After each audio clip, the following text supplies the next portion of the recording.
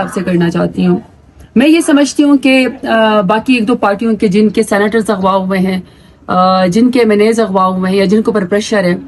वो ज़रूर कोशिश कर रहे हैं, आपको बता रहे हैं, मीडिया को भी बता रहे हैं, और वो कहते हैं कि हमारे लोगों के ऊपर जो है वो ज़ोर ज़बरदस्ती की जा रही है या ये कि अबडक्ट है।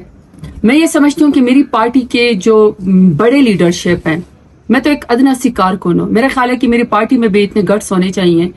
कि सेनेटर्स के नाम लें और उन एमएनएस के भी नाम लें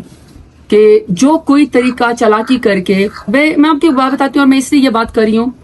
हम सबके ऊपर मुश्किल है। 50 से ज्यादा FIR है, हमारी फैमिलीज को भी यरगमाल बनाया गया, हम पर भी जमीन तंग की गई, लेकिन गद्दारी की कोई दलील नहीं है, बेगैरती की कोई दलील नहीं है।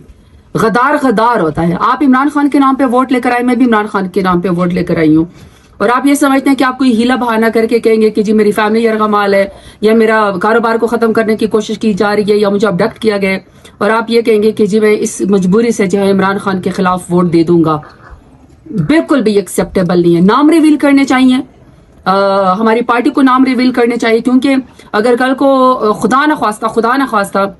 छुप छुपा के या किसी और पार्टी ने मिल के साथ ये तरमीम कर ली तो हमारे जो चंद गद्दार है उनके शायद नाम ही हमारे सामने ना है, और कल को हम सारे बड़े आप एक दूसरे को जो है वो अच्छा एक दूसरे को सलाम दुआ कर रहे होंगे। गद्दार का पता चलना चाहिए। मतलब मेरे लीडर इमरान खान इस वक्त काल कोठरी के अंदर कैद है, इतने हफ्तों से डॉक्टर